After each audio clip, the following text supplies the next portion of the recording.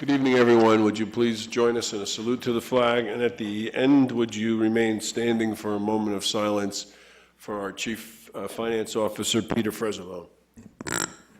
Pledge allegiance to the flag of the United States of America and to the republic for which it stands, one nation, under God, indivisible, with liberty and justice for all.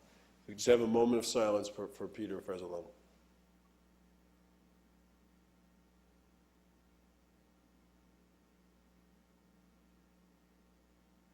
Thank you. Pursuant to Section 5, Chapter 231, Public Laws 1975, this is to state for the record that adequate notice of this meeting has been provided to the public by posting and maintaining the annual notice of regular meetings on the bulletin board of the municipal building, by mailing the annual notice of regular meetings for 2014 to the News Record and the Star Ledger in December 2013, and by filing said notice in the office of the Township Clerk. Brownlee? Here.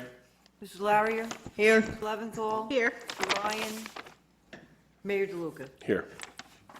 Whereas Chapter 231, Public Laws 1975, commonly known as the Open Public Meetings Act, requires that all meetings of public bodies be open to the public, and whereas Section 7 provides that the governing body has the discretion to prohibit or regulate the active participation of the public at any meeting, and whereas desire this governing body to comply with the vision of this act, same time to conduct its business in an orderly and expeditious manner, now therefore be it resolved by the Township Committee, Township Maplewood, does hereby prohibit, except as set forth in the formal agenda, active participation in the deliberations of the governing body by the public, except as otherwise prescribed by law, does limit the public to the observations of the actions and discussions of the governing body at all its regular and special meetings. So moved. Second. Mr. Brownlee? Yes. Mrs. Larrier? Yes. Mrs. Leventhal? Yes. Mayor DeLuca. Yes. Good evening, everyone. Thank you. Sorry for being a little delayed. We were talking about some litigation and contract negotiations before coming down here. We were also stuck on the second floor, right? There's a lot of security in this building. Want to go over the agenda. We have our first public comment period, if there anyone wants to speak to the Township Committee. After that, we'll have our monthly Board of Health meeting. Then we have a special presentation to the governing body on the Memorial Park Master Plan. After that, we have two ordinances on final passage, one dealing with parking restrictions on Irvington Avenue, and the other is establishing classifications of employment positions within the township. After that, we have a resolution authorizing compensation for non-contractual officials and employees for the township for this year. That's going to be a separate resolution we're going to vote on. We have two discussion items, one, the report from the Finance Committee, and two, the township dealing with troubled private properties. Our consent agenda has a number of resolutions, awarding contracts for computer services. We're purchasing 2 police cars, taking a position on amendments to the New Jersey Spill Act, in-car video, mobile data video for the police department, fingerprint identification.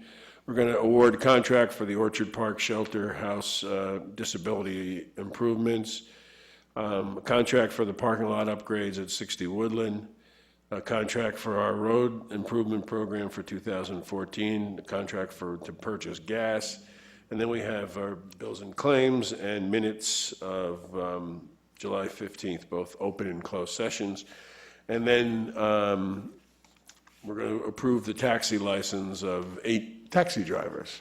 After that, we will go back into closed for some personnel matters at the conclusion. So with that, oh, I'm sorry, I wanted to announce one thing because I think you might be seeing this, and I wanted to let folks know what was going on at the former PSE&G site at the corner of Springfield Avenue and Boyden Avenue. That's going to be the future development of 235 apartments. Well, the contract purchaser is going to be, I think, starting this week, that was my information, doing some environmental remediation. So you might see equipment out there, trucks, piles of dirt. They're going to be removing 2 underground storage tanks. So that work will begin now. After that is completed and the soil remediation is done, they'll start on the building, remediating the problems in the building, and then there'll be demolition of the building. And I think we're talking about somewhere around December, starting with the construction, that all the remediation and demolition will be done. Okay, we are now at public comment. Is there anyone who would like to address the Township Committee? You would like to address the Township Committee? I hope it's appropriate, but just because of the timing of it, I thought maybe we could just make an announcement about National Night Out, because that might be over eventually before we got to. Why don't you do that? Well, we are holding National Night Out in DeHart Park at the community center. The police are there, pizza's there. Well, pizza, I hope. We is hope there. pizza's there. We missed out on There, it. popcorn's there. There's lots of fun going on. They're playing games. They have music. Go out and celebrate. Have a blast. Thank you. Mr. Manning sent me an email suggesting that in the future, since National Night Out is always the first Tuesday of August, that we might want to either postpone, and I suggested we push back our first meeting in August to, no, not change the date, still have it, but instead of starting at 7:30, start our closed session at 8 o'clock and our open session at 8:30 so that we could have pizza. Because they're always late and we always miss the pizza. So maybe we can, if everyone's okay with that, we could start an hour, everything 1 hour later, and we can spend more time over at National Night Out. Absolutely. Okay, for next year. Okay, so we've closed the public comment and we're going to move into our monthly Board of Health meeting. Mrs. Larrier. Thank you, Mayor. Pursuant to Section 5, Chapter 231, Public Law 1975, this is to state for the record that adequate notice of this meeting has been provided to the public by posting and maintaining the annual notice of regular meetings on the bulletin board of the municipal building, by the mailing of the annual notice of regular meetings for 2014 to the News Record and Star Ledger in December of 2013, and by filing said notice in the office of the Township Clerk. Mr. Brownlee? Here. Mayor DeLuca? Here. Ms. Leventhal? Here. Mr. Ryan? Mrs. Larry? Here. Whereas Chapter 231, Public Laws 1975, commonly known as the Open Public Meetings Act, requires that all meetings of public bodies be open to the public, and whereas Section 7 provides that the Maplewood Board of Health has the discretion to permit, prohibit, or regulate the active participation of the public at any meeting, and whereas desire the Maplewood Board of Health to comply with the provisions of this act, same time to conduct its business in an orderly and expeditious manner, now therefore be resolved by the Board of Health of the Township of Maplewood, does hereby prohibit, except as set forth in the formal agenda, active participation in the deliberations of the Board of Health by the public, except as otherwise prescribed by law, does limit the public to the observation of the actions and discussions of the Board of Health at all of its regular meetings. So moved. Second. Mr. Brownlee? Yes. Mayor DeLuca? Yes. Ms. Leventhal? Yes. Mrs. Larrier? Yes. Thank you. Thank you, and welcome to the August Board of Health meeting. We will start, you all received the minutes of last month's meeting. Can I get a, So moved. thank you. Second. Mr. Brownlee? Yes. Mayor DeLuca? Yes. Ms. Leventhal? Yes. Mrs. Larrier? Yes, thank you. Mr. Rowe, if we could have your report. Just a couple of quick items on, if you've been by 44th Street in the past couple of weeks, you'll see it's much improved. The property owner cleaned out a lot of the underbrush and put wood chips. And so the whole area looks much nicer now. And I know that had been a concern for quite a while. Upcoming programs, we'll be doing our dog and cat rabies shots probably in September. We'll be doing flu shots this fall. And the health department's looking forward to working with the Deputy Mayor, Vice Mayor Leventhal on our Maplewood Loves Wellness program. So we're hoping to have a little bigger and better this year, and we'll be having our healthy cooking contest again. So I hope you'll all come and taste some of food. It's only open to Maplewood restaurants and food businesses. So I hope you all come out and taste some of their healthy, good food. It was great last year. It was. The public, if they're listening to this, it's going to be a fun. And I guess just briefly, we did meet with Mr. Desiderio, Ms. Larrier, and I met with the Furry Hearts Group, and we worked on improving the ordinance, and we worked on improving their operating manual, and we're going to keep pushing that till it's completed. I would love to have it done by September, but I think some of the thinking is we want to get it done right rather than have a deadline. I'd love to beat the September deadline, but so we're going to keep pushing and meeting and calling and emailing, and so I will be pursuing that with all parties involved. That's my report. Thank you. Before I ask for questions, I just wanted to commend you on the bone density testing that you did at the pool. I actually got a few comments, positive comments. Yes, it was About very that. successful. Yes, so We're thank hoping you. to do it again during Maplewood Loves Wellness Week, Great. or possibly at Maplewood Loves Wellness Fair. We need to talk about that a little more. Okay, well, thank you, and I think that was great cooperation between you and Recreation. I did have a question, and this is just for my own benefit. The animals that we pick up, are they all tested routinely? I'm seeing, I'm thinking mostly because of the small animals, the squirrels, the raccoons, the possums. There's a lot of them. Is it all roadkill, or? We only, you mean tested for rabies? Mm-hmm. We only test it for rabies when we have, if a person's bitten and we can capture the animal. If it's a wild animal, we certainly test it for rabies. If there's bats, the current procedure, if you are asleep at night and you wake up and you find a bat in your bedroom and we can catch it, we will test that bat for rabies. That's our current procedure. Then we also had, this month, we had a raccoon that was just acting so sick. We thought that we would test it for rabies. No one was bitten, but it just, it's always a concern and something we want to be alert for. Okay. So unless there's a reason to believe, outside of bats, unless there's a reason to believe that the animal's sick, we don't test it then? Right. We normally, we pick up hundreds of dead animals every year. And this one was sick, and it was still alive, but very sick, and we didn't like the way it looked, so we tested it. Thank you. Are there any questions? Yes. Mr. Brown? I think I've asked this question before, but on the monthly report where you talk about dog and cat licenses, so if I look at, for example, cat licenses 2014, you have the numbers 152, 153. So those are the numbers of, if the next one will be 154 or whatever the case may be, you just basically just a running tally. Yes. If you do that. But is that, what does that number 153 actually represent? It means that only 153 cats in Maplewood are licensed. There's probably more cats than dogs, and even though we have an ordinance requiring it, people who own cats still are resistant to it or don't see the need for it.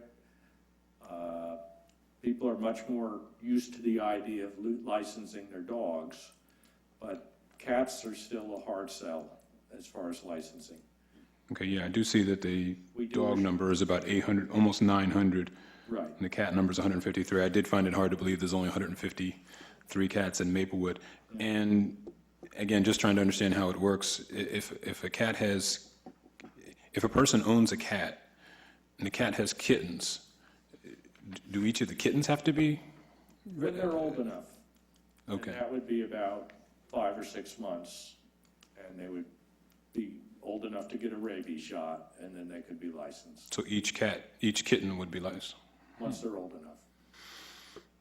Okay. Okay, those are my questions.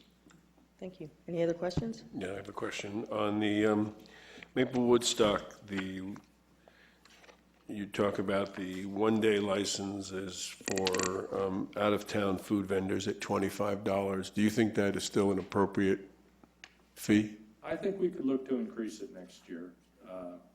Because it's 2 days. We don't charge 25 a day, right? No, okay, we give them a break. We charge them just 25 for the whole event. They make a bundle. Yeah. I mean, they do very well there. And, if we're sending, 2 inspectors there to do all that, 19 food vendors, Yeah, we ought to make sure we're covering some costs. Yes, I agree. It's one of those things that used to be a minor time consumer, and now it's becoming more and more of a time consumer as far as the department work goes, yes. And the only other thing I wanted to mention is, you talked about 44th Street. That really came about when we had a community meeting with the owner of Vanguard, and you were the person who had initially contacted the owner of Vanguard. So your initial conversations and his sensitivity to the community really got him to agree to do the changes there. And we're still doing some more work there, but he did the cleanup and put the wood chips down. It's just changed the whole area, and the neighbors there are very happy about the effort. So we're going to be meeting again as the community with him probably in September, and we have some other things that we're checking on, but it was good. Good, I'd like to come to that meeting. Okay.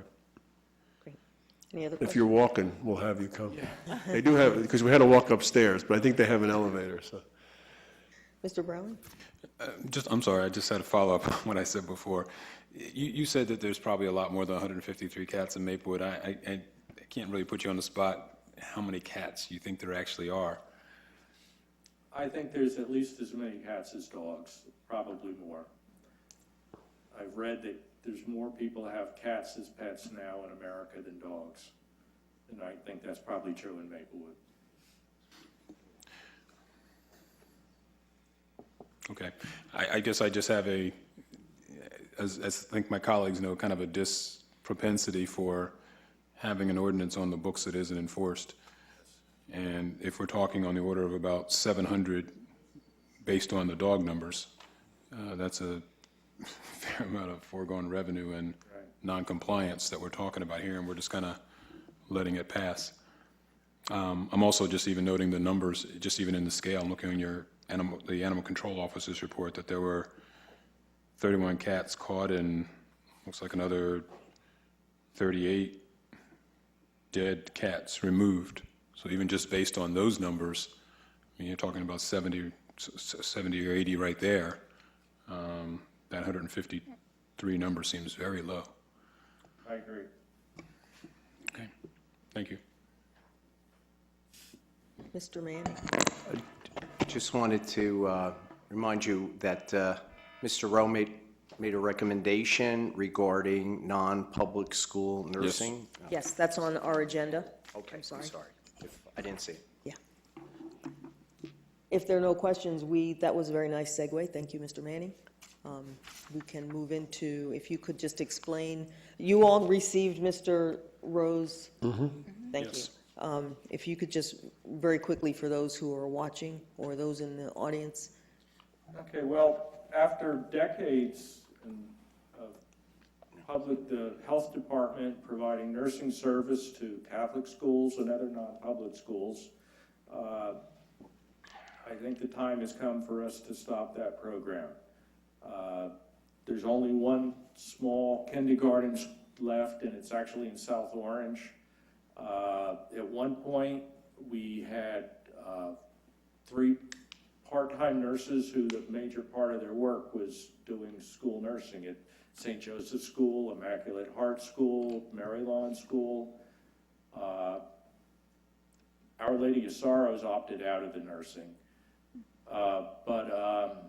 And we were getting grants of up to $80,000 a year through a contract with the Board of Education. And prior to that, health departments did it because it was public health. Even though it was a private school, it was considered a public good, so the government nurses, in effect, go to the Catholic schools and the non-public schools. If you went to a parochial school and there was a nurse, it was probably supplied by the health department, either by the city or the town that you lived in. It's just been a traditional health program for decades and decades. But times have changed, and most of those schools are closed now. The grant money was only $766, which really did not cover our costs because there's administrative work that has to go with this too. And as the state has a way of doing, they keep adding more requirements to what we need to do. So since we don't have the staff, we don't have the schools anymore, I think, I'm kind of a little sad to say it because it's in the end of an era for public health in Maplewood at least, but I'm saying at least for the time being, we need to cease the contract with the Board of Education. Maybe in the future things will change, and if they do, we'll be back and ready to go. But for the time being, I'm going to ask that we sever the contract, not renew the contract is the better way to put it. I will notify the board. I actually have already spoken with representatives of the Board of Education and advised them that we were thinking of doing this. There are a couple of other nursing services that we could go with that are more on a county level, and they're not run by the county, but they're more county-wide in their scope, and they can provide the nursing service. It's just one school right now. The other smaller schools we still have in Maplewood didn't qualify for the school nursing program for various reasons, but we still go to visit them. We still check their immunization records. We still consult with them on communicable disease and any other health problems they may have. We have a very good working relationship with all the, I'm thinking the Garden Academy on St. Andrew Chem School, now it's called, what is it called? The South Mountain Free School that's at St. Joe's Church, and the Milton Academy, which is at St. Joe's Church. We talk with them regularly, and especially when there's health problems, we're ready to consult and help them with that. So they're not being abandoned, but they're just not going to have a nurse there. So do we have to take an action? I would move that we not renew the contract. I just had one or two questions, just so I'm clear in my mind. You answered one of them because I was wondering, you said that there are other alternatives, but you did explain to what the other alternatives are. My other question is, if we are letting go of this program and thereby letting go of that $766, do you foresee that we would have to make any staffing changes as a result? Would that require? Our one nurse who was still doing school nursing retired this June. So that's another reason that prompted me to realize it was time. She's not being replaced right now. Maybe at some point, but not right now. Okay. Well, thank you. I think we got a motion, right? Yep. Is there a second? Second. And I think you had put in your remarks also that if we take this action now, they would still, because there are other options available, but they also have time to actually put those in place by the start of the school year. Yes. So that was another factor in the decision process. You know, they still have the ability to supplant that change, I don't know if that makes sense, replace us by the time the school year starts. Yes. Who does the nursing and services for the daycares? Well, they don't have a nurse. So that's just you and you're inspecting them? Nurses, yeah, our nurses do the immunization audits, and we consult with them pretty regularly. They got our number, and we're happy to work with them. You maybe remember last fall, the nurses did a special program for the daycare center. They gave them a book showing exactly how to laying it out in the simplest terms possible, what immunizations were needed at what ages, and they worked on that. And this fall, we're talking about having a special meeting with the daycares to talk about communicable disease. And that's just all part of the whole licensing? Yeah, and it's a service, it's a public health service, which we think will be helpful to the child care centers and to the children and to the parents of the children. All right. Well, thank you. It was moved in second. Please call the roll. Mr. Brownlee? Yes. Mayor DeLuca? Yes. Ms. Leventhal? Yes. Mrs. Larrier? Yes. Thank you, Mr. Rowe. Thank you. At this point, we come to our public comment segment of our Board of Health meeting. Is there anyone who wants to address the Board of Health? Seeing no one, I'll ask for a move to adjourn. So moved. Second. Mr. Brownlee? Yes. Mayor DeLuca? Yes. Ms. Leventhal? Yes. Mrs. Larrier? Yes, Thank you.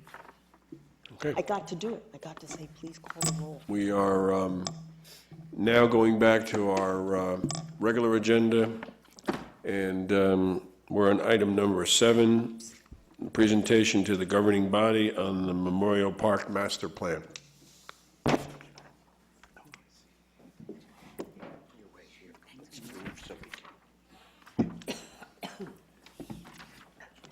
Good evening. I'm Virginia Kershaw. I'm from Chair of the Historic Preservation Commission. As you probably recall, in 2013, the Historic Preservation Commission was awarded an open space grant to hire a consultant to create a master plan for Memorial Park, a locally designated historic landmark. As a result of that, with that money, we hired the firm of RBA Group, and Charles Cunyon, who's been the head of this process, is here to present their findings and their plan that has resulted from many months of work from for the consultants, as well as a steering committee made up of various members of township staff and volunteers from the community. We think that this report is very comprehensive. We think it could be very useful to the governing body and to the people who care for and deal with the park in the future in terms of what needs to happen with the park and how changes may need to happen or that kind of thing, taking into consideration the historic background, but the current needs and future needs of the park. We present it to you for your consideration. It would be wonderful at some point if it could be adopted by this body as an official document that would guide the future of the park. Just to be clear, this has to go before the planning board also? I understand, yes. Okay. And it's been distributed to them, it was distributed to you electronically, and whatever the process is, that's fine, but this would be our goal for the document. We're not going to be able to do anything tonight because we haven't looked at it really in detail. So Well, what we'll do is figure out the process, because I think there has to be a referral, official referral from us to the planning board, and then a report back, and then at that point, we would be in a position to adopt it or not. Okay. But I think that's how it'll The work. initial presentation, the consultants are here to make to you tonight, to Okay. introduce the document to you. Okay, great, thank you. Thanks, Jenny. Good evening, I'm Charlie Cunyon, and we've got some handouts for you that follow along with the presentation if you want to get a copy, just to might make it easier in case you see something a little bit more in detail. Is this different than what's in the actual PDF? This is Oh, the slides that you'll see. yeah, this is an abbreviated presentation tonight. Okay, I think what's on the PDF would probably be the full master plan. so this is a subset of that? Okay, yeah, Subset of that? yeah, this is a very brief. Okay. The Thank you. master plan, what we'll kind of go through tonight is really kind of an introduction of more to the process and some of the steps we got involved in and took, and the tasks that were involved in this. And we touch on some of the detail tonight just to give you kind of the idea of what we went through and who all was involved and, in the public input process. But the master plan itself incorporates a lot more detail. So, and there's a lot of fabulous historical components to that I would highly suggest taking a look at. It's very interesting. So, some of the details we came up with. So again, my name's Charlie Cunyon. I'm with the RBA Group, and Kevin Perry and I, one of my associates, we had the pleasure of being chosen to work on this project, and it's been an honor, and it's a fabulous park. and it was great to get more involved in it and learn the details and the history of it, because there is a long and pretty prestigious history to this park. Like Ginny alluded to, the RFP for this project came out in the fall, kind of late 2012. We came on board, selected, and started in 2013, the spring of 2013. And the scope of this covered several items. A big component was the history and evolution of the park, the current conditions of the park, examining those and the natural and man-made features of the park, doing an inventory of the existing plant material, coming up with recommendations along with the committee that was formed for future work, for future guidance, kind of how we preserve the historical and maybe even enhance the historical character of the park with future development that needs to occur and that may occur based on demands for recreation, active recreation, just ongoing maintenance, as well as, I guess really this last item really relates to those recommendations in terms of how the changing needs of the community would be addressed with this park as well. So with that, there are several people to acknowledge, and first and foremost really was the committee that was assembled with this master plan, so we really want to thank and appreciate everybody's time. We had Eric Burbank, Ginny, Keith Knudsen, India Laurier.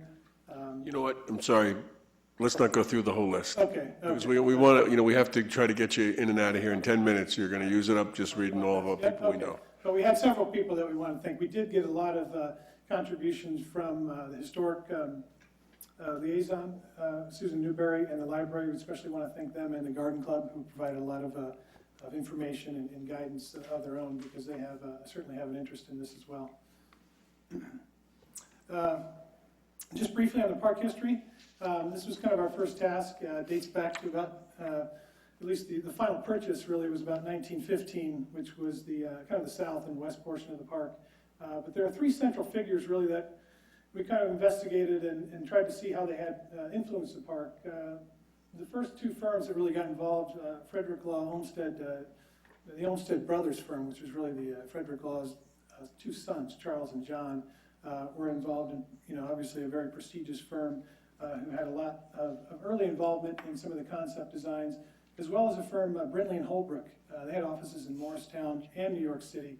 And not as well known, but very prestigious. And John Brindley, who also, we come to find really that it was his final plan in 1928. That's kind of the benchmark of what you see there today. The Olmsted brothers did various plans prior to him, and then for whatever reason, the township just stopped communication. We can't really find anything that says why, but they ended up working with John Brindley. And in fact, before they worked with the Olmsted brothers, just before 1920 or so, John Brindley and his firm was involved before as well. So they kind of started and then came back in and put together what were the final plans for when it was dedicated in 1931. But John Brindley himself helped on the early plans for the New York City Botanical Gardens. He was involved thereafter until his passing. He also was involved in the design for the Morristown Green. And he also was one of the first 10 fellows of the American Society of Landscape Architects. So he was very well respected in his time. This happens to be the 1928 plan that you see on here, and more or less this includes most of the elements of today. You wouldn't see the playground. That's in kind of the northern part, as well as some of the further refinement of the recreation fields that came thereafter. Just some analysis we did along the way. Like I said, there's a lot more information in the master plan itself, but we did look at kind of everybody's influence, and we gathered plans from the Library of Congress, communications, and so forth to see kind of the involvement and kind of how things developed back when the park was created. So we did some diagrams really that kind of explain the evolution of the park designs, as well as kind of what they ended up with the 1928 plan, and you can kind of see that if you look through the master plan. The third figure is Richard Walter, superintendent of parks from 1935 to 1970, and he had a very big hand. He was almost made for the job. He was a very creative person, resourceful. He had a hand in a lot of the benches that you see there. He was able to use local woods, trees that fell down in the community. He would have his guys work on them over the winter to make the benches. They cast concrete. So he had a love for this park, for landscape in general, well-respected for plants knowledge as well. So a great person to spearhead this park over the years and take care of it, and we'd be remiss if we didn't mention him. So we ended up putting a little chronological timeline here, the development, which you can kind of see, and most of the development really occurred up front, but there have been several things that have occurred later, including some of the playgrounds, and for instance, the Vietnam War Memorial, of course, would have come later. And present day. The next task we took on was an inventory and assessment of the park conditions. So we really took a look at everything that's from site furnishings to the recreation fields, to the lighting, to even looking at the drainage, just all the facilities that kind of make up the park, the pathways and everything, and gave them a condition, quantified them, and created this spreadsheet along with photos that kind of depict the character of certain things or things we wanted to call attention to if there was a deficiency somewhere. And later on in the process, we came back and put dollars to these amounts to try to provide some foresight for what may need to occur in the future, to take a look at how we can repair some of these and kind of plan ahead. It's certainly something that takes an investment, an ongoing investment. Following that, we looked at all the trees. So Kevin and I spent a few days, lovely days out in the park, and we cataloged all the trees over 12 inches in diameter, and we kind of have a gauge for really the health of what that canopy exists, or what's there now. In fact, Richard Walter, one of his the things he left behind was quite an array of trees. Exotic trees, you'll find a lot of different species out there that you may not see in every day. So he left that legacy behind. But we also looked at hazard trees, identified hazard trees, and there's some data that's included with this that you can kind of break out by species, what's there.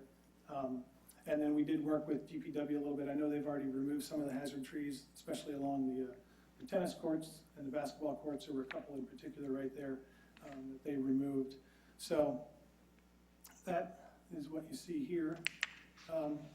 We then had, in the summer of 2013, we had a public input, kind of a public open house meeting, where we got around, I'd say 65 people or so, I think, is who logged in.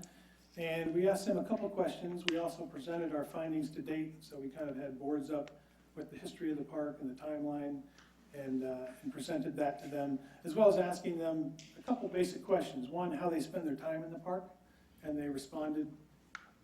We kind of developed this pie chart accordingly, and I can show you that. And then also, how do they think money should be spent in the park? So we asked them a couple basic questions to try to get feel for what they may be interested in, how they see the park in the future. So this happens to be the results for how they spend their time in the park. And I think this fits with Memorial Park, but the bulk of it is more of a passive response in terms of how they spend their time. So I think the highest really was just walking, hiking. We see that every day, walking through with carriages and whatever, just all on the pathways. That was 19%. At the duck pond, 16%. Outdoor theater, 14%. Attending special events, 14.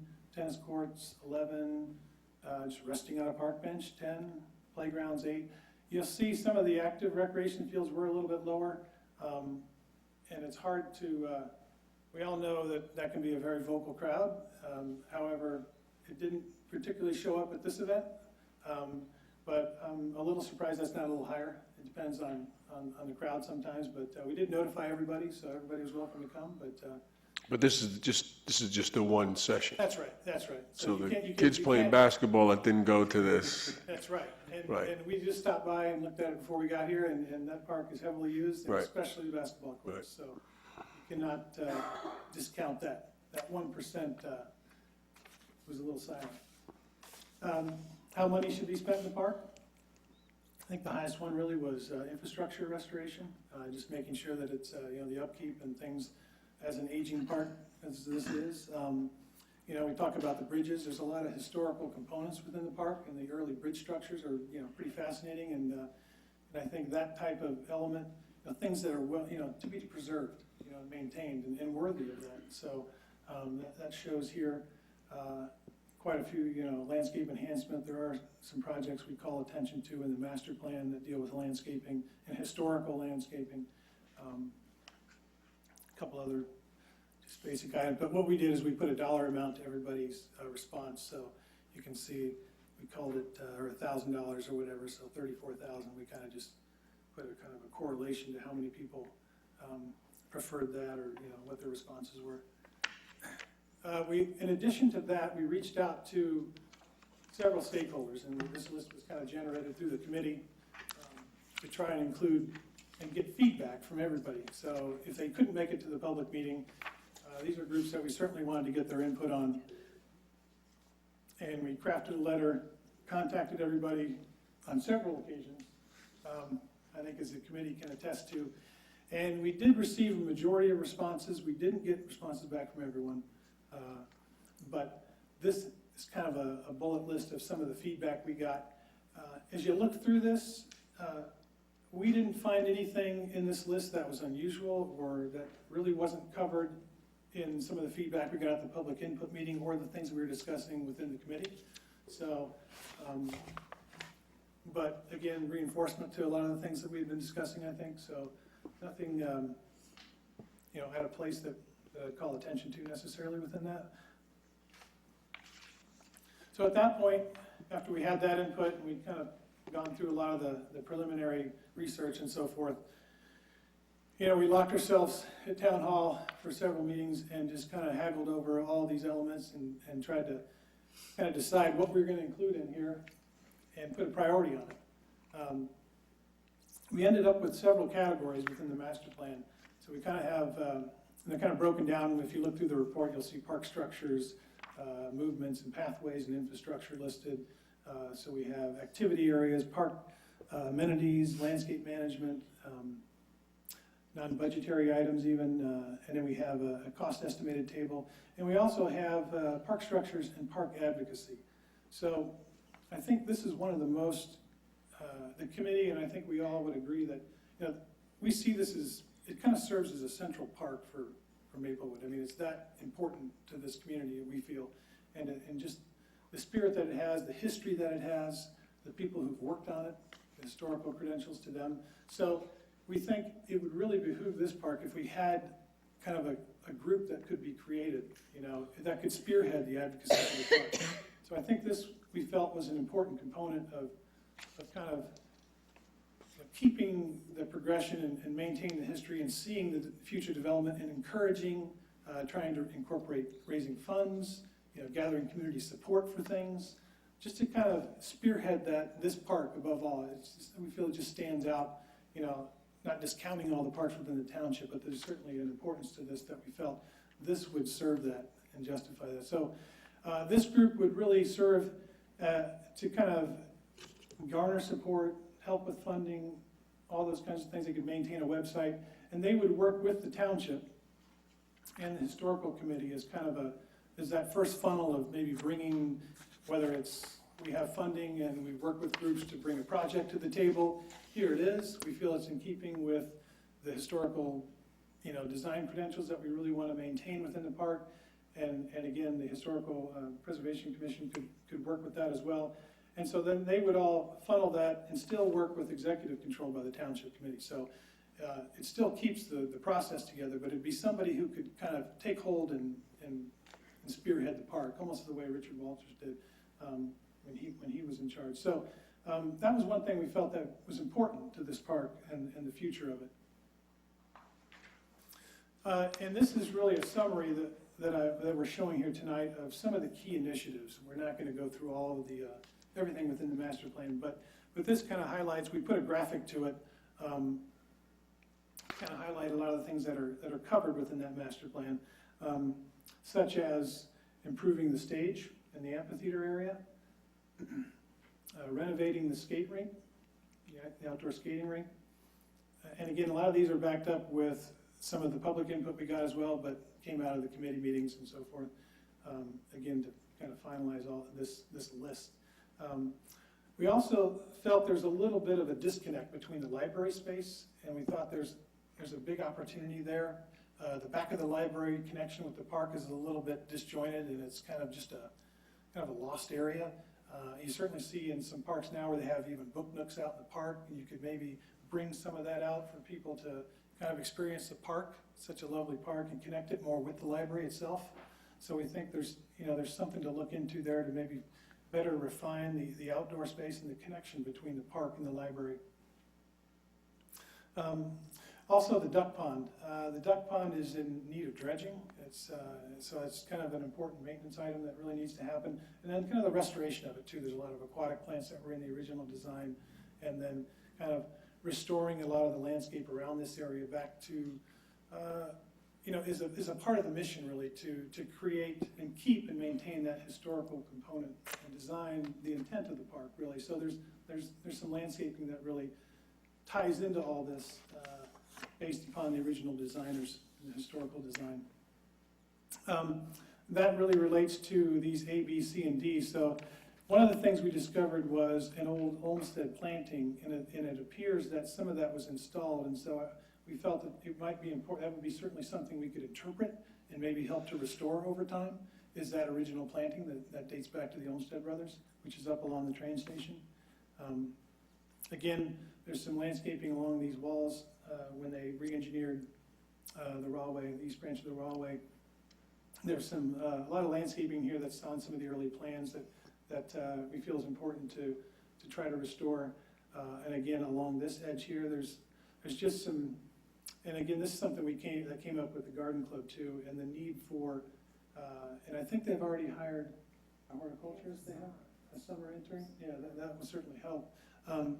Someone who can offer expertise on the landscaping components of this, and that could be an intern, somebody that's maybe going to Rutgers, and I'm not sure how that process worked out, but that would be a perfect person that you might be able to get, who needs some experience, an affordable, rate, and use that as an internship and work with the city or the township on that. So that's a component. As well as this area here, this intersection here across the street is problematic right now, and there's not really a crosswalk, and you do get a lot of pedestrians crossing right here into the neighborhood here, down in the kind of the southwest corner of the park. So that's something that I think in the long term we saw the need to possibly remove that section of path that connects really to no curb ramp, no access or anything, and move that down and create a more appropriate and really force them to use a crosswalk down at the corner. Just something that came up as a part of it. In addition, when talking with the police and public works, there's a couple areas here where they need a little bit better access for maintenance and monitoring of the park. So we felt that this area here, these two path sections in particular, could use possibly a little wider pavement with a turnout so they can come in and turn around and come back out. And that also facilitated better access for some of the festivals and things that go on there too. So it kind of fit that desire or that need as well. So then following that, we kind of went back to that initial inventory we did, and we looked at all the elements that we prioritized in the master plan, and we came up with, obviously you can't read this, but it's very detailed in some of the improvements. And we put cost to those, and we prioritized them kind of 1 to 3 years, 1 to 5 years, 5 to 10, and 10 to 15. So, and we separated those really between what we saw as a capital project and maybe more like an operating budget. So we kind of looked at two different things that might be some of the elements that we saw that needed repairs. We thought were more of an operating budget repair, something that you would just maintain as you go through, whereas others might be more of a capital expense. So if you look through that in the report, you'll see what we kind of prioritized and the breakout of that as well. So with that, I just want to say thank you, and it was a pleasure. Great. Questions, anyone? I want to thank you for this large sheet because that PDF was. Okay, good. Mr. Brownlee? Just a couple of remarks, if you would. Actually, I did have a chance to go through a good chunk of the PDF. And seeing the presentation tonight, just a couple of things. One, and Mayor DeLuca actually kind of alluded to the one-time session and the stakeholder list and whose thoughts were garnered to essentially kind of drive some of the prioritizations. This plan is very comprehensive. I wanted to thank you for that. You know, it covers a lot of the different aspects of the park. One piece in particular that I hadn't even thought of, it was number 4 on one of your diagrams, which talked about the kind of lost area behind the library and sort of that disconnect with the rest of the area. And I thought that was a very astute observation. I did kind of chuckle at Mayor DeLuca's remarks because he talked about the kids playing basketball perhaps not being in the session. And I did note in looking at the plan, I think the only mention of the basketball court was sort of a low priority item to put a better fence around it. I think that was the only thing in the plan. And I know that on some of the other areas, the tennis and baseball and things like that, we talked about the surface area and the lighting and things like that. But while it was noted that was actually a very heavily used area, it didn't actually make it into there. It kind of showed up as a little 1% number. And in terms of the prioritization of the different things to do, there was just one low priority basically to replace the fence to corral the balls in, as it was so put. And so I do wonder whether or not that stakeholder group's input is adequately reflected in the prioritizations that are laid out in the overall plan. The second thought I did have was in terms of one of the primary recommendations, which was the park advocacy, which I definitely, appreciate the sentiment behind that idea. I do have some, I'm not sure what the right word is, but I guess in looking at Maplewood as a whole and sort of having sort of the pan-municipal perspective on that, I have in mind, Maple Crest Park and DeHart. And while certainly I understand the, I guess you call it the historical narrative behind Memorial Park, I would want to see the prioritizations that are part of the decision process, the advocacy for the parks, perhaps being more of a pan-municipal perspective as well, because while we're making prioritizations within Memorial Park, those still need to fit within the prioritization of Maplewood as a whole. So, how do you balance out the need for maybe a surface in Memorial Park versus a surface in Maple Crest Park, for example? And so to kind of, we obviously wrestle with it from a budgetary perspective, and budgets reflect priorities, but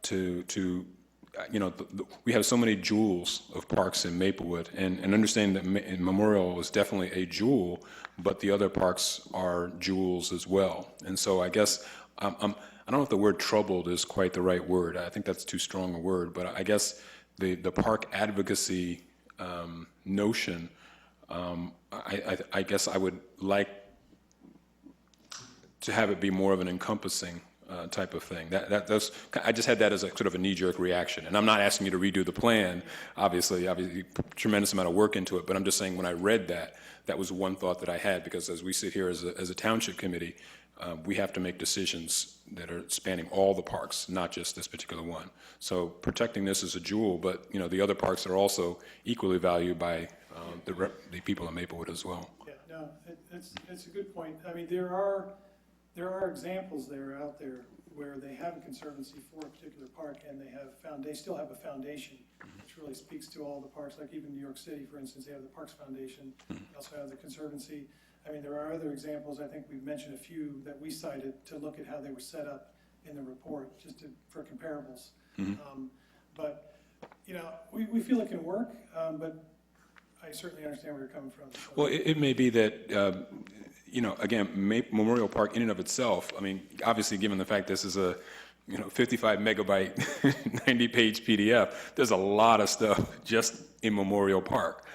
And so it may be that you almost have an advocacy group for each park or something like that. I don't know. I don't want to over-engineer things.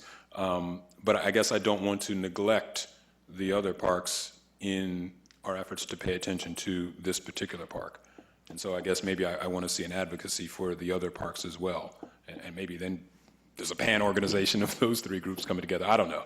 I haven't thought it all the way through, but I'm just letting you know that was sort of a knee-jerk reaction that I had when I read that. Okay, thank you. Mrs. Larrier? Thank you, and this was very good, and like I said, I'm very glad for the larger sheets, because when I was trying to read this, it was a little difficult for me. There are two concerns that I had. Well, one concern that I had, I noticed that you put as a high priority when I was reading it, and I can't find it now, to hire a horticulturist. You know, that's And kind of been taken care of. Yeah. Okay, but seasonal, I guess it's a seasonal employee, but I think, you know, this was based somewhat on the overall effort involved in that within the park, the effort of the landscape and, you know, really what needs to be restored and the way the condition a lot of it is in now, we felt that would really be beneficial. And I think there was a position in the past that the township had a horticulturist. So part of the feeling of the committee was it would be beneficial to, I guess, that position just, you know, cease to exist. Or I'm not sure exactly how it ended up, but it felt, you know, the committee felt that was important to have that position to kind of, you know, lay a hand and back in some of the work that really needs to go into this park. Now, as kind of an aside to that or an alternative to that, I think the idea of an intern, which I believe has happened now, that was an alternative. So, you know, it could be either or, you know, that meets the needs. So I think first and foremost, the position was, well, if we could get that position back, that would be great. If not, we could go to Plan B, and I think that's what's happened. I think I was thinking Plan B until I got this, and then I saw that your Plan A calls for this horticulturist to be paid $120 grand a year. Well, that was a budget that tried to include more than just salary. You know, Okay. Overall expense to an employee, you know, an estimate of what the real payment is to an employee, not just his salary. So the salary position wasn't necessarily going to be All in. I was like, I'll go out and kind do of it. for a budget number. Then the other question I have, and I know this is sort of a low priority, but I was just trying to figure out what your thinking was. You have, as one of your low priorities, to renovate the skating rink. I'm not exactly sure, because my understanding of the skating rink is we just flood that area. So Yeah, part were of you that. thinking of building a skating rink? Were you thinking of, What it involved was the depth of the skating rink, when you flood it, gets up to about 3 feet or so. It gets pretty deep on one side, so it's a lot easier to manage a rink in the winter if you have the temperatures, if it's a little more shallow than that. So the thinking was that we could regrade that, and at the same time, the fields could benefit adjacent to it. So because right now the land from the ball fields in that area drops down into there. So if we could level that out a little bit more, make better the opportunity and maintenance, you know, effort for the skating rink, we could also, you know, benefit from the recreation fields and have a little bit more usable rectangular field there and the outfield for the ball field. So it's kind of a two-part thing. Play left field out there. Yeah, so you kind of run off the table into left field, you might. So anyway, that was the thinking there. And I think as a part of that, we just wanted to make sure that all the pipes work still there. You know, there was an old drainage pipe it's been in there for a long time. I'm not sure when the last time it's been flooded. Our understanding was it hasn't necessarily been Not for a long time. Right, so we thought it'd be wise to Right. make sure everything works, you know, and all those connections work, so. So, I'm sorry, you done? yeah, thank you. So, you know, that does go back to the whole question of your input here, and you're basing your priorities on the one meeting, because for a lot of new people who move to Maplewood that would have children, they never had any experience with the skating rink. That particular thing was based on a lot of input from a lot of different people. Okay, yeah. And the other thing is I found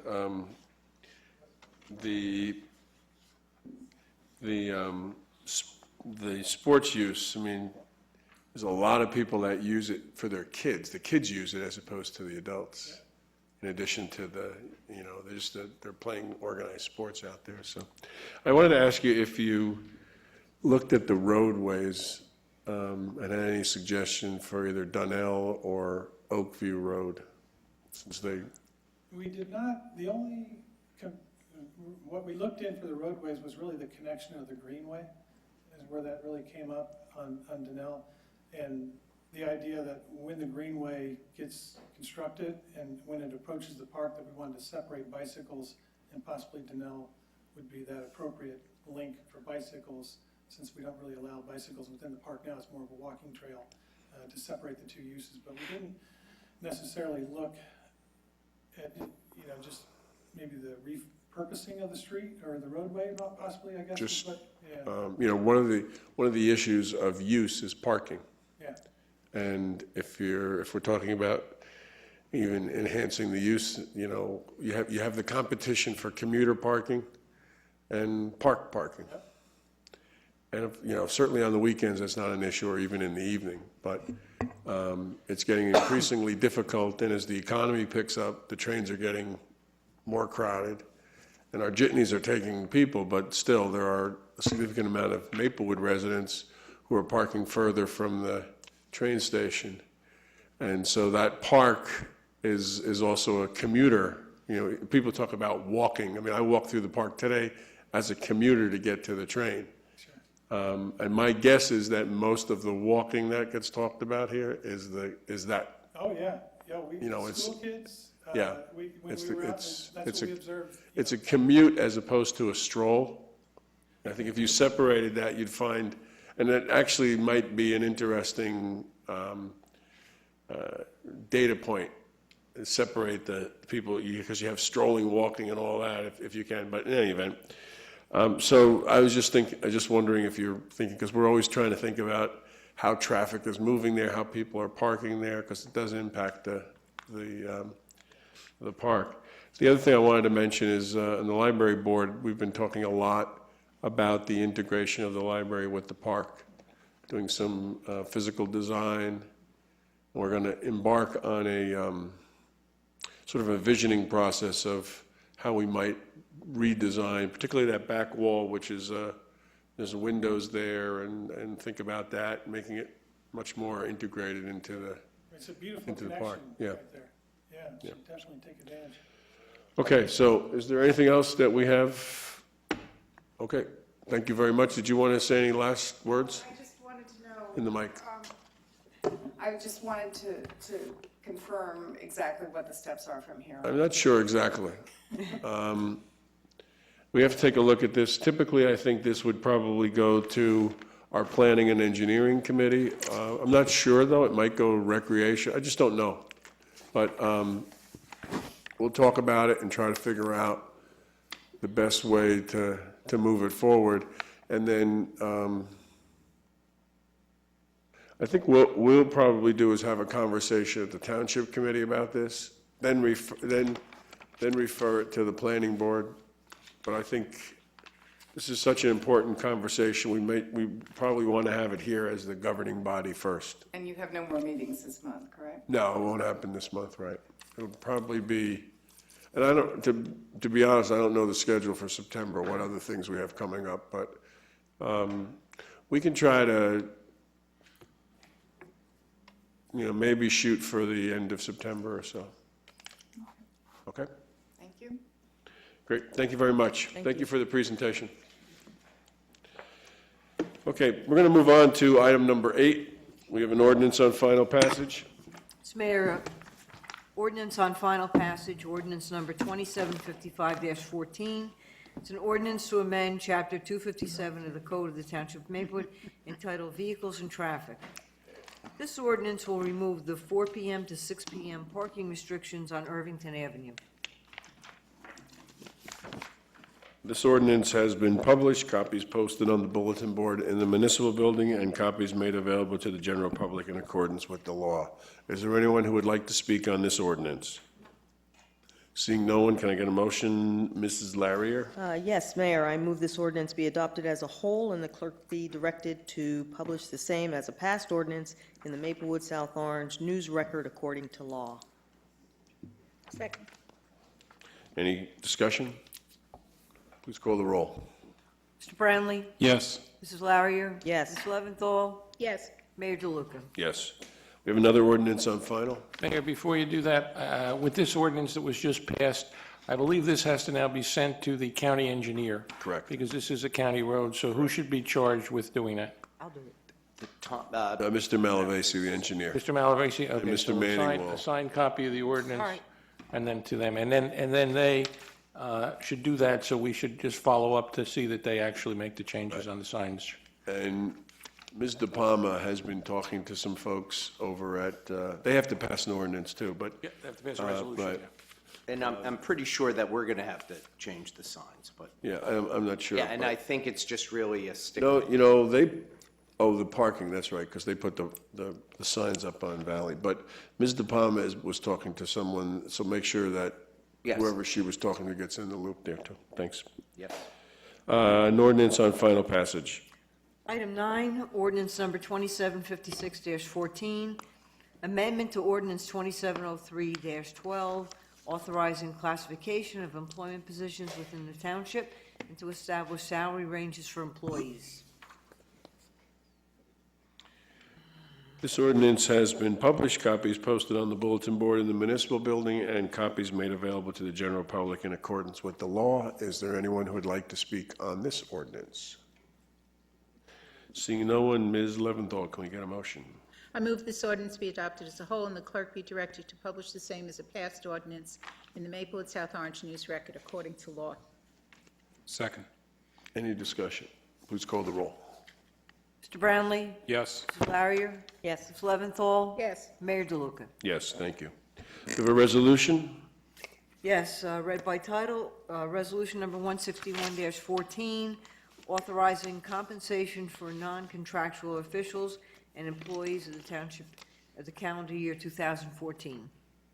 Ms. Leventhal? I move this resolution. Second.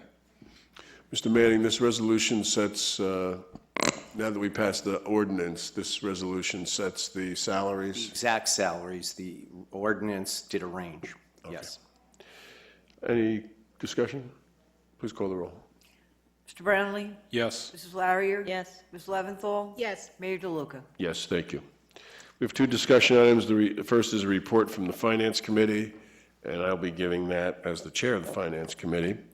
First, I want to let everyone know that as of July 29th, the date of our meeting, our revenue and expenses are on target. And we did have the opportunity to meet with our new Chief Financial Officer, Mr. Uribe, excuse me, Uribe. Yes. And he informed us and gave us the information that it is on target. We did also discuss the audit report and the corrective action plan, which we will be presenting to us in the September, I believe, or so, right, in the fall. And we signed tonight an affidavit that we did review the audit, so that was done. We talked some more about participatory budgeting. It was kind of interesting in the presentation tonight as to citizen input as to this expenditure for the improvements of Memorial Park.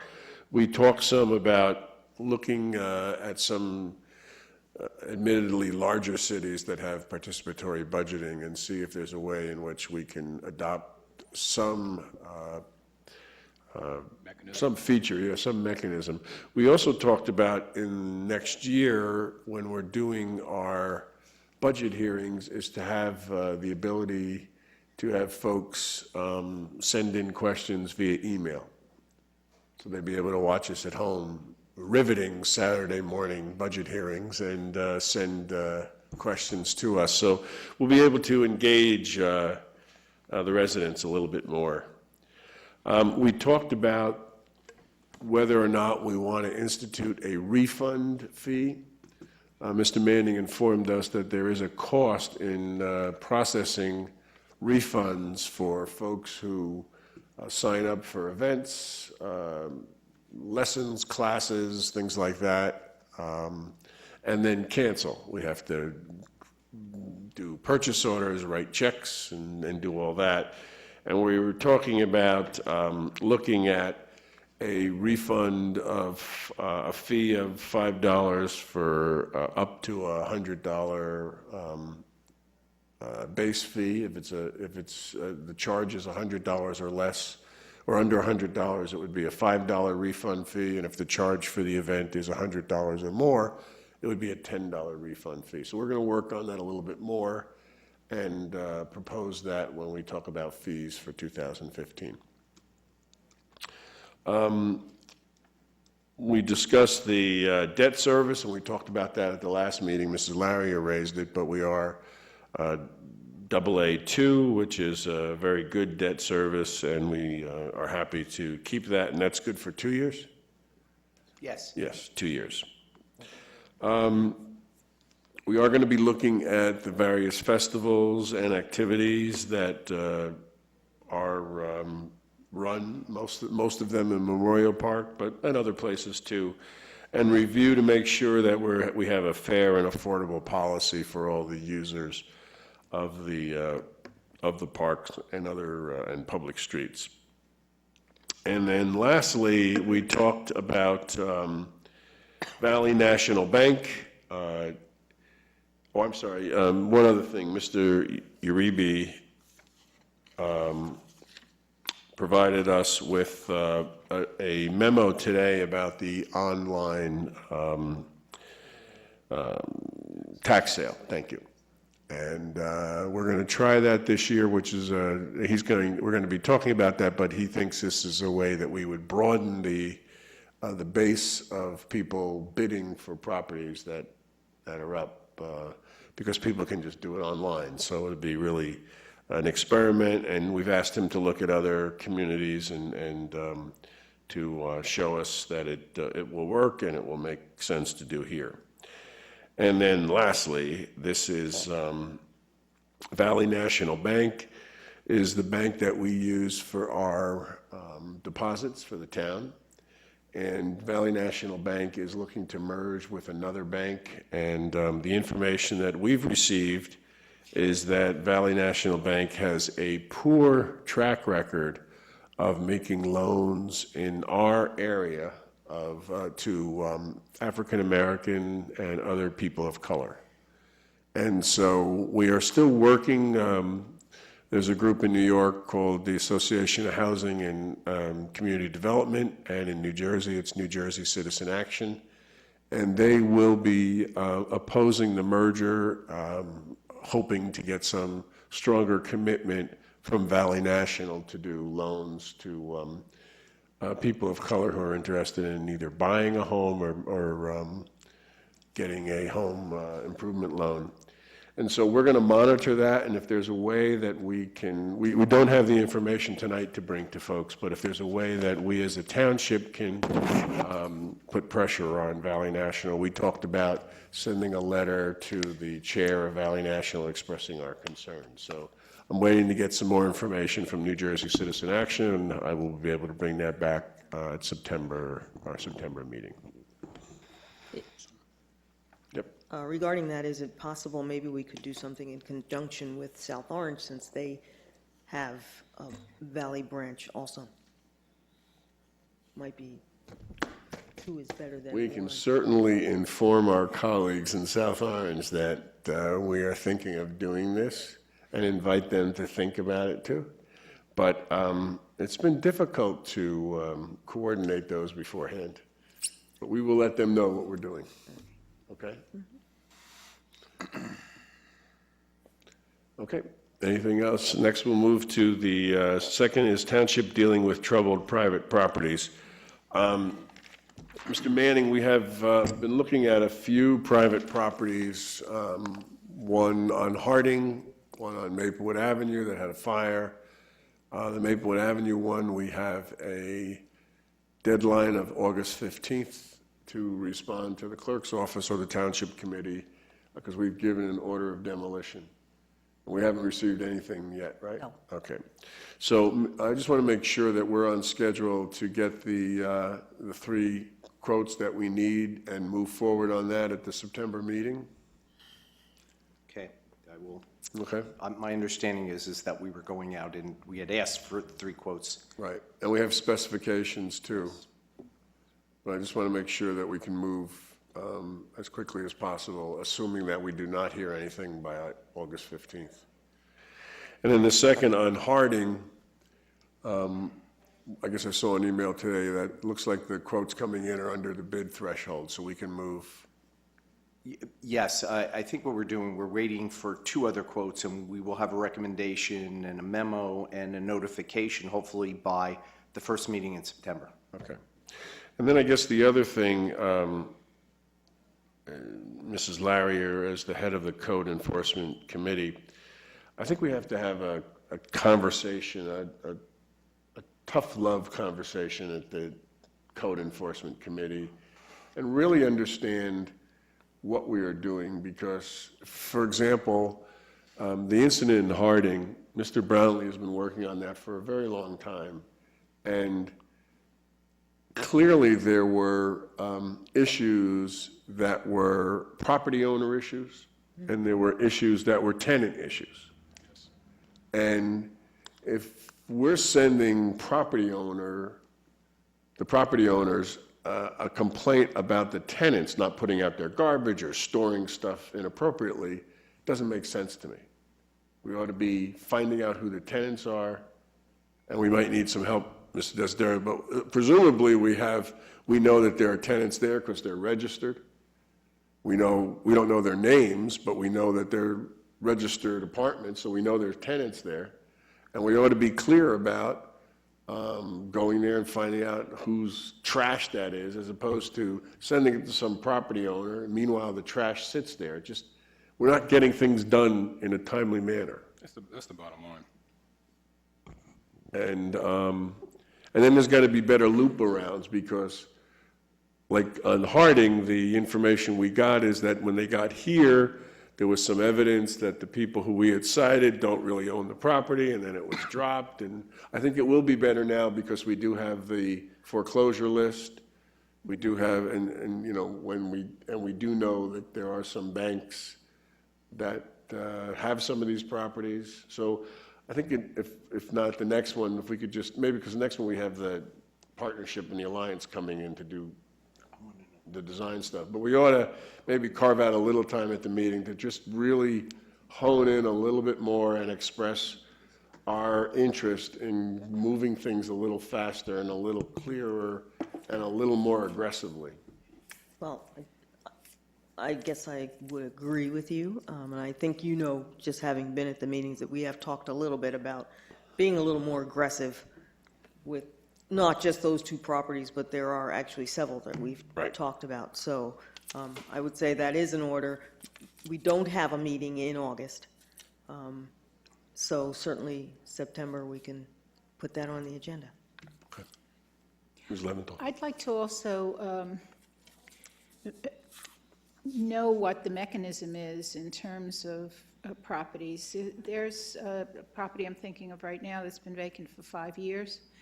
And a few of our departments have been involved: animal control, health, and DPW. Yeah, Public Works. Public Works, yes. Public Works, yeah. So how does that get coordinated? How does it get addressed before? It's not a foreclosure, this property. How does it get addressed before it becomes, right now, a really obvious vacant property? Or if it has to wait until things are obvious and we have a quality of life issue. But I don't see why we would bring in different departments to do what needs to be done on an emergent basis without having a fuller view of what the issues are in a particular property. You know, somebody to someplace Yes. If I understand what you're asking, I think we may have already, there's one or two properties that I'm thinking of where we actually have started really coordinating and letters have gone out and we have some people on deadlines. And I'm thinking of hoarders, I'm thinking of dangerous situations, I'm thinking of properties that are not in foreclosure, but they do cause potential hazards. And so we have been working with Mr. Mittermeier and with Mr. Rowe. There have been letters to go out. I can certainly forward you some of that information. I guess I thought it went to everyone, but I'll check and make sure that you're kept. Well, I think the minutes go to everyone. All the township committee members get the minutes of the code enforcement? No. Or maybe we should make sure that happens. Okay. They should, Okay. absolutely. All right, so I'll see, and I'll give you a particular, one address that comes to mind. But Great. I've heard about a couple, so maybe they're on the list, maybe they're not. Yeah, and I think we should compliment Mrs. Larrier because she's now brought, first of all, we're having monthly code enforcement meetings, which is very good. And we have the building department there, the fire department there, and the health department. Excellent. And so I think, in this way, we're able to pinpoint and particularly, like the fire department on the hoarding issue, the firefighter, the fire captain or lieutenant who died in New York City because of the hoarding situation, they, were in the building and they're particularly concerned about some of that kind of stuff. So there's a lot of information that can be shared and should be shared, and I think code enforcement is a way to get some of that going. Great, thank you. Okay. And by the way, I did see the person, one of the neighbors on Harding, not the neighbor, but another neighbor, and was very appreciative of the work the town has done. All the bags of recyclables are gone and garbage is picked up, and we're still sending inspectors out, so that's good. I mean, obviously, I'm pleased to see that that there's activity now. As you know, my dismay was over the fact that whatever we're doing now, we didn't do before. Right. When I was alerted to the situation by the tenant, and we were trying to take action on this last autumn. Okay, let's correct that for the future. That's what I'm looking forward to. Okay. Okay, consent agenda, can we get a motion? So So moved. moved. Second. Any discussion? Please call the roll. Mr. Brownlee? Yes. Mrs. Larrier? Yes. Mrs. Leventhal? Yes, Mayor DeLuca? Yes, thank you. Is there anyone who would like to address the Township Committee? Seeing no one, we'll close that. Move to reports from departments. We received the Construction Code Official Report for June 2004. Administrative reports, Mr. Manning. Yes, there's 4 items. One, the farmer's market at the corner of Springfield Avenue and Indiana. In the parking lot there is every Monday from 2 to 7. Please go out and buy locally. We have some really good produce. It's the height of the summer season, so check it out. Good prices and great quality in their produce, etc. Good pickles. Pickles, yeah, Pickles, yeah. olives, great.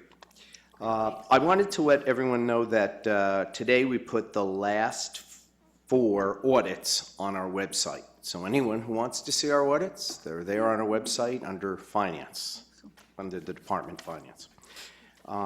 Visit our website, www.maplewoodnj.org. Keep up to date, sign up for notifications, etc. The last item is I notified you that we received notice that our captain, our police captain, is retiring, and he's retiring at the end of this month, August, which precipitates a whole lot of things, because to promote someone to captain, there has to be a test. Also, once a captain goes up, we need to promote a sergeant to a lieutenant and a police officer to a sergeant. So I told you that there were need to do this, and we'd like to instruct the police chief to move forward on this as expeditiously as possible. Now, the costs that I gave you, about a $9,000 transfer that we're going to need, will have to be there will be additional funds to that, because he notified me today, well, don't forget, we need uniforms and we need training, and we need et cetera, et cetera, et cetera. So I'm meeting with him tomorrow to get the particulars, but I do think if you could, by motion, give him the approval to move forward and hold these tests. There's a 90-day notice period that has to go out, so we want to keep these backfilled and do that as quickly as possible. Can we get a motion, Mr. Bradley? So moved. Let's get a second Second. question.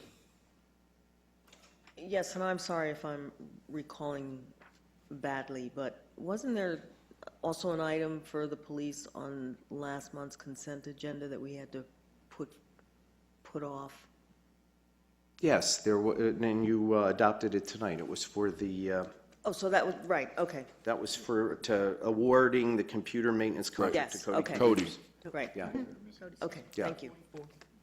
Okay, please call the roll. Mr. Brownlee? Yes. Mrs. Larrier? Yes. Ms. Leventhal? Yes. Mayor DeLuca? Yes. And that's it, Anything unless else there's for- questions. Any question? Yes, I have Ms. a question. Yes. I was waiting for the train at the Maplewood station and had some time and observed that the bicycle racks were completely filled. And I actually walked around. Every single space was filled. And a quick count came up with 54 spaces. Is there a way that we can speak with New Jersey Transit and get more bike racks? We can request more. We could also put more on our own property adjacent Well, to that it. would be, the second possibility. And then, in doing that, could we consider putting bike racks on the back of our jitneys so that people might go in one direction by bike, but in the other direction? We looked at that, Yep. and the way the hills are don't allow for that contraption. It'll hit the, Okay. I have been, I'll check that with the information that I have on what they're doing in Europe. They have Okay. something. maybe they have less hills. They might have less hills, or they may have figured it out, that problem. So I'd appreciate that. I think it's great to see them filled. I mean, it's wonderful that we had the lockers taken down and added so many more, so much more availability. There was even one where there were two bikes together, really hugging one another. Cohabitating. Well, when I was in Berkeley, I saw at the BART station, they have double-decker. You actually, you put your bike locks. You put your Bike in a bikes rack. there, and you put your bike racks, and you put a top one. People lift their bikes? Yeah, Wow. yep. And there may be, I don't know if transit's, I haven't seen any of them on their lines, but maybe we can ask them to take a look at that. Part of the only concern I have about going off transit property to put bike racks is you have to have visibility because they get stolen. So what's good about having them near the station is there's people there all the time and the workers come in and out of there, so there's a sense of security. Once we start, because we tried to put them in the park at one time, and they're hidden from view a little bit, and they become less of a, more of a concern, so. That's happened at the pool as well. Yes, because they're off to the side. They're off to the side, yeah. But I will get a letter out and ask them to take a look at options such as the ones in Berkeley. Okay. Anything else from Mr. Manning? Mr. Desiderio? Mayor, I just have one thing. I sent you an email earlier today indicating that we had negotiated a in lieu payment with regard to 3 properties owned by ARC of Essex County. Our position was that when they filed tax appeals, that based on recent developments in the law, they would be totally exempt. So we negotiated with them to have them pay the municipal portion of their taxes, which they were agreeable to doing, which really is a fundamental fairness. They're not going to use the educational system, and they are going to use police, fire, DPW. So I would ask for your approval of that, and I'd memorialize it in a resolution, and I'd ask the mayor to sign the agreements, which I forwarded to you earlier. You get a motion? Go ahead. So moved. Second? Second. Mrs. Larrier? Do they know that they would be possibly Well, exempt? I mean, did I concede that fact to them, Ms. Larry? No, I did not. In fact, I take an aggressive position with them, and I tell them that we're going to try the case and we're going to win. But, this is always a point of negotiation. And in fairness, I think when I approach them with this, there's a sense of fundamental fairness that they are using these services. And I think that's part of their acquiescence to my suggestion. I don't disagree with you. It just seems astounding to me that they would make that agreement if they thought they could get off with nothing. Well, later. I'm convincing. Very good. Well, plus, we have a lot of them. Yeah, I mean, it's not, they're getting the service, and that's really the fundamental issue. I mean, like, I could get into a philosophical conversation with you as to the whole idea of exemption, but the bottom line is that they're paying for the services that they get, and I think that's the point that most of these group homes understand. Okay. Mr. Do we have to vote on that? All right. Been moved and seconded. Please call the roll. Mr. Brownlee? Yes. Ms. Larrier? Yes. Ms. Leventhal? Yes. Mayor DeLuca? Yes, thank you. Anything from Mr. Desiderio? I have one item.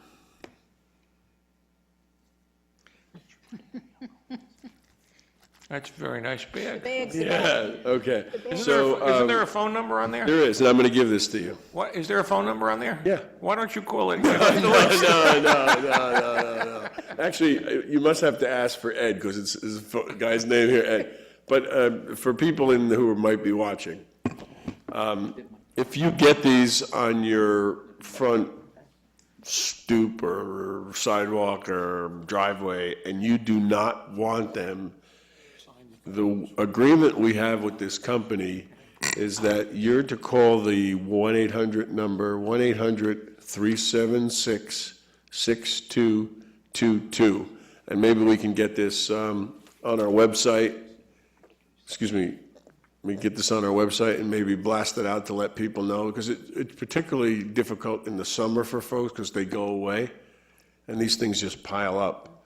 So the number is 1-800-376-6222, and it is the circular that comes weekly with all these different companies in here. But in any event, we brought them in maybe over a dozen years ago, and we have an agreement that if you call, because at that time they did not have the numbers on the bag, so we got them to put the numbers on the bag, and if you call and give them your address, you're not supposed to get it. Now, I've had people tell me that they've called and sometimes they get it and sometimes they don't. So if you could contact them and just remind them that we have this agreement. Would you like the bag? Oh, of course. Yeah. Actually, it stops and then it starts up again. Yeah, well, I'm okay. I have been okay for all these years. So, not getting it. I will tell you that, at least in the other terms were that they were supposed to deliver it on a given day, which I believe is Thursday. Yes. And it was supposed to be on the walk, Right. okay? And I have to say that's how I get mine, with regard to doing that. But I will call them and tell them that they have to do better. Okay, thank you very much. Ms. Fritzen? We've had a lot of events all summer long. You've all been receiving the information, the event applications. We have 2 filmings coming up. One, 4 days beginning this weekend, HGTV, and I'll send you the information tomorrow, because I was waiting to see what kind of police protection was needed with it, but it's not. Is Beyonce going to be there I again? don't think so. Okay. And there's another one in September, and I haven't even taken a look at that. It came in today. And we'll be installing 6 defibrillators in our township buildings, hopefully by next month. 6 more in addition to the township buildings that already have them. And I've taken the lead on getting those locations decided upon, and also coordinating the training for the employees in the particular buildings. That's it. And we are not meeting in August again? We will not be meeting, the second meeting in August you canceled or July 15th meeting. Did the public notice, and I believe it is already on the website, but we'll double check that. So our next Township Committee meeting, right here in this building, will be on Tuesday, September 2nd, and 2 weeks after that, which would be the 16th, will also be our final meeting at the Maplewood Police and Court Building. But I think it's gone pretty smoothly. Then we go back home Back home. for October. Back home to the Maplewood Town Hall. Home for October. Any comments, questions for Ms. Fritzen? All right. Elected official reports. Mrs. Larrier. No report, sir. Mr. Brownlee. Just that I'll be having my office hours next Tuesday, August 12th, from 7 o'clock to 8 o'clock p.m. at the Hilton branch of the Maplewood Memorial Library on Springfield Avenue. That's it. Ms. Leventhal. I have three brief things. Overlook Hospital asked for proposals for their neighborhood health initiative.